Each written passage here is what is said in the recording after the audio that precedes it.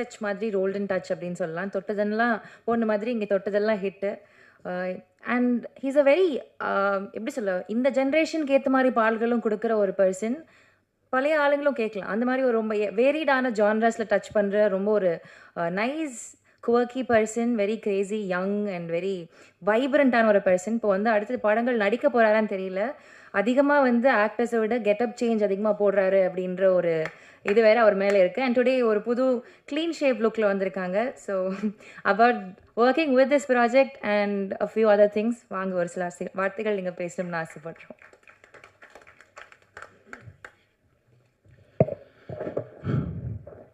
கார்த்திரையாய் சூழ்ந்த இருளறவே, பேரொழியாய் நின்ற திருவுருவே, ஆசானே என ஆள்பவனே, குருநாதா பக்ரிசாமி. வந்திருக்கும் எல்லோருக்கும் வணக்கம். மேடையில் இருக்கிற எல்லாருக்கும் வணக்கத்தை சொல்லிக்கிறேன். முதல்ல நான் தேங்க் பண்ண நினைக்கிறது வந்து இந்த படத்துக்காக லவ் மேரேஜ் எனக்கு கிடச்சதுக்கு முக்கியமான காரணம் வந்து யுவராஜ் தான். ஸோ யுவராஜ் கிட்ட தான் முதல்ல இந்த படத்தை பற்றி நான் பேசினேன். அவர் மூலமாக தான் வந்து சண்முகா பழக்கம். ஸோ அப்படி தான் அந்த படம் நடந்துச்சு. So thank you Yuvaraj. முதல்ல உங்களோட ஆரம்பிக்கிறேன். Thanks sir. லவ் மேரேஜ் வந்து முதல்ல எனக்கு சண்முக பிரியன் அவர் வந்து கதை சொல்லி பிச் பண்ணி அந்த பிச் டெக் மாதிரி ஒன்று காமிச்சார்.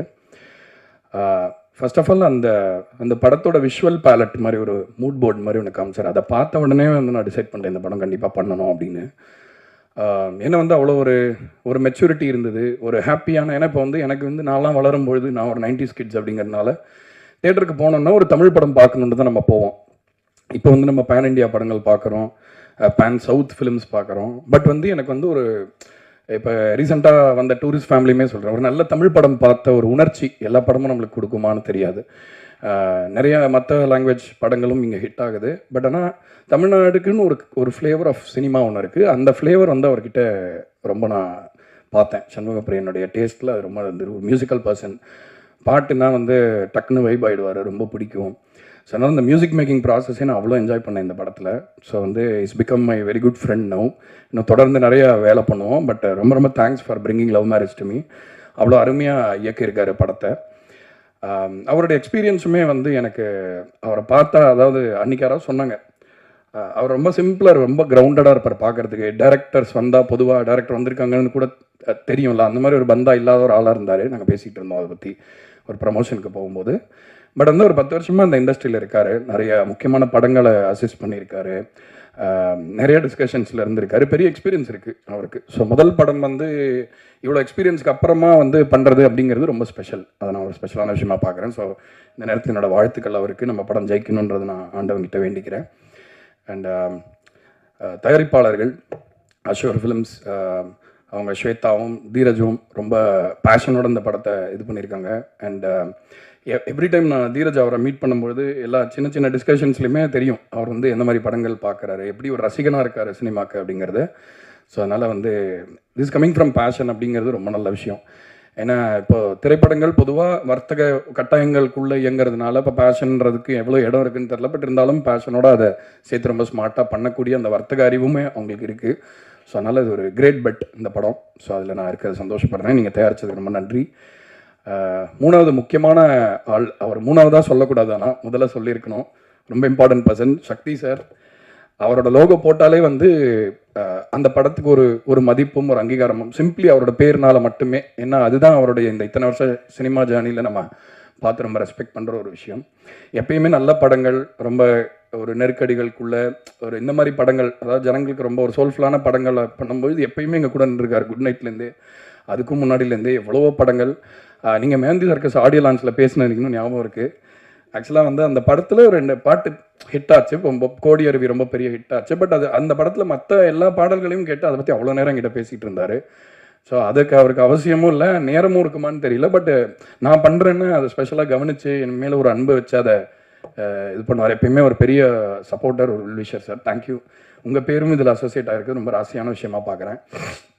அண்ட் விக்ரம் பிரபு சார், நான் வந்து இவ்வளோ கர்ட்டியஸான ஒரு பர்சனை மீட் பண்ணியிருக்கேனான்னு தெரியல இந்த இண்டஸ்ட்ரியில். அவ்வளோ கர்ட்டியஸான ஒருத்தர், அவ்வளோ கண்ணியமான, ரொம்ப நேர்மையான, ஸ்ட்ரைட் அஸ் நேரம்னு சொல்லுவாங்கள்ல, அந்த மாதிரி ஒரு மனிதர். அவரோட படங்களும் நான் நிறைய பார்த்துருக்கேன். அவர் கூட ஆல்ரெடி ஒரு படத்தில் சேர்ந்து ஒர்க் பண்ணியிருக்கேன். பட் இந்த படம் வந்து எங்களுக்கு ரொம்ப சிறப்பான ஒரு புது ஆரம்பமாக இருக்கும்னு நான் நினைக்கிறேன். தொடர்ந்து அவரோட நிறைய படங்கள் பண்ணணும் அப்படின்னு பேசியிருக்கேன் நிறைய வாட்டி. பட் இந்த படம் ரொம்ப அழகாக அமைஞ்சு வந்தது. ஆல்பமுமே சொல்கிறேன், அவரும் ஒரு ஃபேக்டர். ஆக்சுவலாக அவருக்கு ஒரு ஸ்பெஷலான ஒரு ஆல்பம் பண்ணணும்னு சொல்லி தான் நானும் சண்முகப்பிரியனும் ரொம்ப இன்ட்ரெஸ்டிங்கான ஒரு சில விஷயங்கள் பண்ணணும்னு நினச்சோம். அதை பண்ணியிருக்கோம், நம்புகிறோம். மிஸ்கின் சாருக்கு பெரிய நன்றி. இந்த நேரத்தில் ரொம்ப திடீர்னு ஒரு நெருக்கடியான சூழ்நிலையில் தான் அவரை பாட கூப்பிட்டேன்.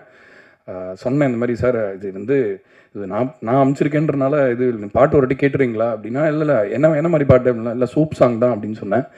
பட் கேட்டு சிரிச்சார். அப்புறம் வந்துட்டு அவ்வளோ என்ஜாய் பண்ணி பாடினார். ஒரு முழுமையான கலைஞன் மிஸ்கின் சார். அவர்கிட்ட பேசும்போது ஒரு வாட்டியும் அவ்வளோ ஒரு ரொம்ப அழகான விஷயங்கள் கற்றுக்கலாம். அன்றைக்கி கூட ஃபோனில் கேட்டுக்கிட்டு இருந்தார், இந்த மாதிரி பாட்டெல்லாம் மிக்ஸ் பண்ணிட்டீங்களா, என்ன அனுப்பவே இல்லை அப்படின்னாரு. சரி, நான் அப்புறம் அனுப்புனதுக்கப்புறம் என்னப்பா குரூப்பில் நிறைய சுற்றிட்டு இருக்கியா, அப்பப்போ சாலிட்டியூட வச்சுக்கோ, சாலிட்டியூட் தான் நம்மளோட ஆர்டிஸ்ட்டுக்கெலாம் வெர்ஜினிட்டி மாதிரி அப்படின்னு சொன்னார். ஸோ அப்பப்போ ஒரு பேர்ல்ஸ் ஆஃப் விஸ்டம் கிடைக்கும் அவர்கிட்டருந்து. ஸோ அவரோட வைப்ரேஷனும் இந்த ஆல்பமோட சேர்ந்தது நாங்கள் பண்ண ஒரு பெரிய புண்ணியம் தான் நினைக்கிறேன். மோகன்ராஜன் சொல்லவே தேவையில்லை, என்னோடய சகோதரர். அதாவது நான் வெறும் நூல் தான், அதில் இருக்கிற பூ அவருடைய வார்த்தைகள். அதனால் அந்த மாலையில் முக்கியமான காம்பனண்ட் அவர் தான். எவ்ரி டைம் அவரோட உட்காந்து பாட்டு எழுதும்பொழுது எனக்கு அதாவது உங்களுக்கு கம்ஃபர்ட், அதாவது ஒரு நெருப்பு முன்னாடி உட்காருங்கன்னு, ஒரு நல்ல ஒரு தகன்னு ரொம்ப கோல்டான ஒரு நைட்டில் ஒரு நெருப்பு முன்னாடி உட்காரும்போது ஒரு கம்ஃபர்ட் வரும். அந்த மாதிரி அவர்கிட்ட ஒரு கம்ஃபர்ட் இருக்குது. அவரை பார்த்தா ரொம்ப அப்படியே ஒரு ரூமில் நுழைஞ்ச உடனே ஒருத்தர் வந்தாங்கன்னு தெரியும்ல, அந்த மாதிரி இருக்காது. பட் சைலண்ட்டாக பின்னாடி ரொம்ப ஒரு சூட்சமமான சில வேலைகளை இந்த தமிழ் சினிமாவில் இருக்கிற இந்த எழுத்துக்களுக்குள்ளே அவர் ஏற்றிட்டு இருக்காரு, இந்த சில ஃபிலாசபிஸ்லாம். ஸோ இந்த படத்துலையுமே காதலுக்கு அவ்வளோ அழகான வரிகள்.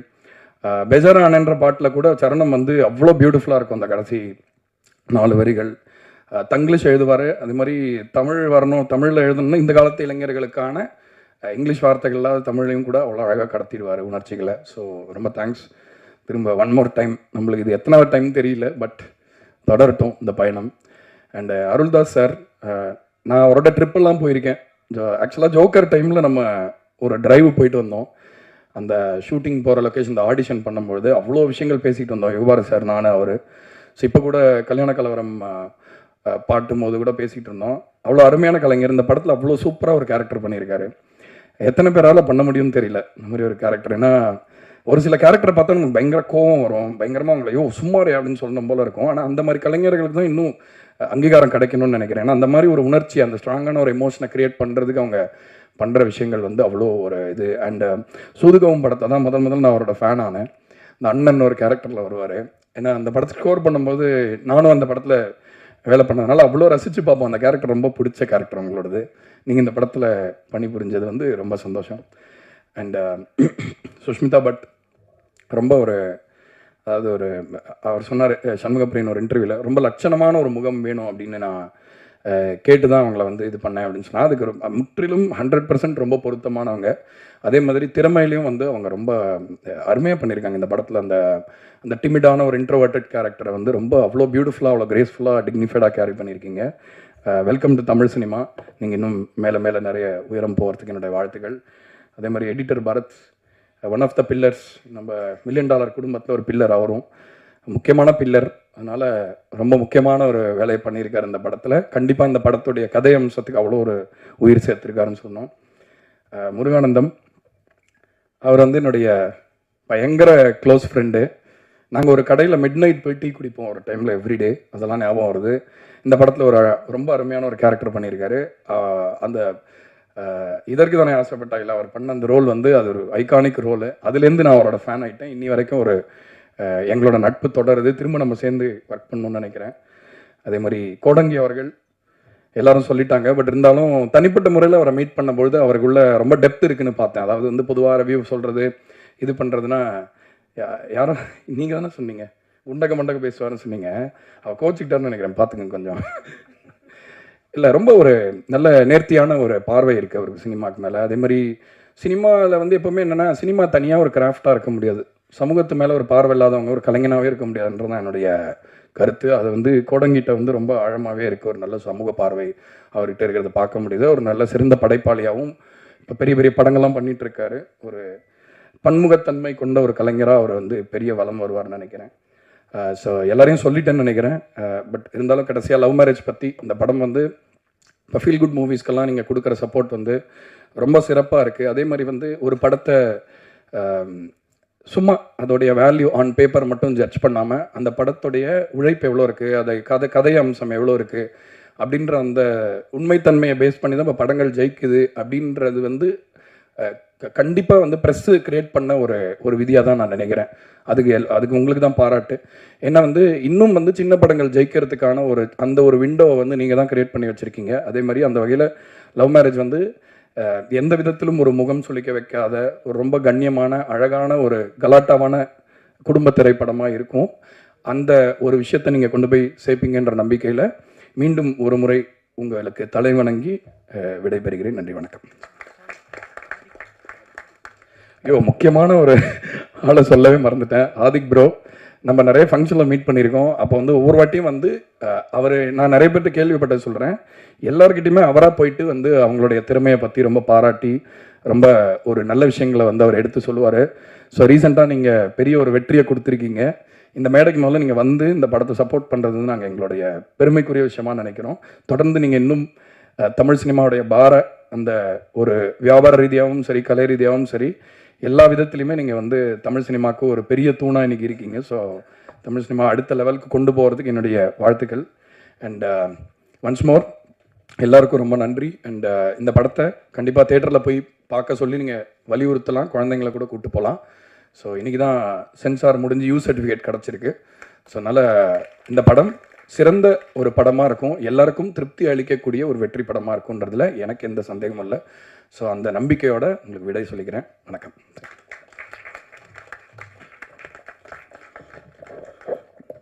ப்ரெஸ் மீடியா நண்பர்களுக்கு என்னோட வணக்கம். ஸோ இங்கே வந்ததுக்கான முக்கியமான காரணம் வந்து Vikram Prabhu sir. So love marriage trailer பார்க்கும்போது எல்லா 90s கிட்ஸோட ஒரு ரிஃப்ளெக்ஷனாக தான் நான் பார்க்குறேன். ஸோ எனக்கு நிறைய கனெக்ட் ஆச்சு படம் அந்த ட்ரெய்லர் பார்க்கும்போது. ஸோ டீசர் ட்ரெய்லர் சாங்ஸ்ன்றது நிறைய விஷயம் அப்பப்போ மீட் பண்ணும்போது ஷேர் பண்ணுவாங்க. எனக்கு ரீசெண்டாக மிஷ்கின் சார் பாட்டு வந்து கேட்ட உடனே ஒரு 30 செகண்ட்ஸ்குள்ளே போனோடனே சொல்லிட்டு அந்த பாட்டு பயங்கர ஹிட்டு, சூப்பராக இருக்குது. அப்படியா, என்ன சொல்கிறீங்க அப்படின்னா, ஆமாம் சார் பயங்கரமாக இருக்குது, சூப்பராக பெரிய ஹிட் ஆகும், நீங்கள் வேணால் பாருங்கள் அப்படின்னு. ஸோ ஒரு ப்ராஜெக்ட்டுக்கு வந்து முக்கியமான ஒரு பாசிட்டிவிட்டி வந்து ஃபஸ்ட்டு டைட்டிலேருந்தே ஆரம்பிக்கும்ன்றது நான் எப்போவுமே பிலீவ் பண்ணுவேன். ஸோ லவ் மேரேஜ்ன்றது வந்து சராசரியாக நம்ம எல்லாருமே டே டு டே லைஃப்பில் வந்து கேட்டிருக்கோம், பார்த்துருக்கோம். அதுக்கான இன்வால்வ்மெண்ட், நம்ம ஃப்ரெண்ட் லவ் பண்ணுவாங்க, நம்ம லவ் பண்ணுவாங்க, அது மேரேஜ் வரைக்கும் போதா இல்லையான்றது ஒரு மிகப்பெரிய ஒரு ப்ராசஸாக இருந்தது. ஸோ டைட்டிலே வந்து ஒரு பெரிய ஃபஸ்ட்டே வந்து ஒரு பெரிய ஒரு சக்ஸஸ் நான் நினைக்கிறேன். ஸோ என்னோடய விஷஸ் வந்து டைரக்டர் சண்முகப்பிரியன் அவருக்கு. ஒரு புது டைரக்டராக வந்து வரும்போது இப்படி ஒரு ஃபீல் குட் ஃபிலிமோடு நீங்கள் வர்றது வந்து வெரி வெரி ஹாப்பி. தென் ஷான் சார், உங்கள் மியூசிக் வந்து நிறைய ஃபாலோ பண்ணிகிட்ருக்கேன். மீட் பண்ணும்போது உங்களை பற்றி உங்கள்கிட்ட பேசியிருக்கேன்.